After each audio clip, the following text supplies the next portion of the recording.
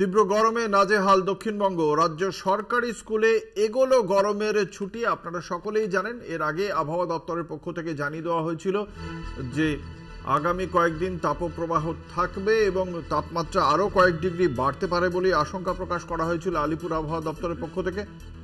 তারই প্রেক্ষিতে ছুটির কথা জানানো হয়েছে। বিশদে জানবো। আমাদের সঙ্গে রয়েছেন আমাদের প্রতিনিধি শুভঙ্কর মণ্ডল। শুভঙ্কর, কি বলা হচ্ছে রাজ্য শিক্ষা দপ্তরের পক্ষ থেকে এই বিষয়ে? কবে থেকে ছুটি এগিয়ে আসছে?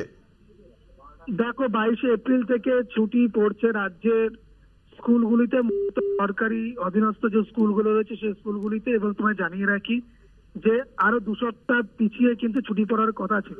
যদি এবছর ছুটি কিছুটা এগিয়ে আনা হয়, 6 তারিখ থেকে ছুটি পড়ার কথা ছিল সামনের মাসের, কিন্তু এগিয়ে আনা হলে একমাত্র কারণ তার এই তীব্র তাপপ্রবাহ এবং দাবদাহ, তার থেকে পড়ুয়াদের স্বস্তি দিতে, যাতে কোনো সমস্যা না পড়ে স্কুলে এসে। শুধু পড়ুয়ারা নয়, সে সঙ্গে জানিয়ে রাখি শিক্ষক এবং শিক্ষাকর্মী তারাও কিন্তু এই ছুটির আওতায় পড়ছেন। এবং যে নির্দেশিকা বা বিজ্ঞপ্তি জারি হয়েছে সেখানে স্পষ্ট বলা হয়েছে যে 22 এপ্রিল থেকে ছুটি পড়ে যাচ্ছে রাজ্য স্কুলগুলিতে। এবং সেইখানে দাঁড়িয়ে পরবর্তীতে পরিস্থিতি যদি স্বাভাবিক হয় তখন ছুটি হয়তো কমিয়ে আনা হতে পারে পেছন দিক থেকে।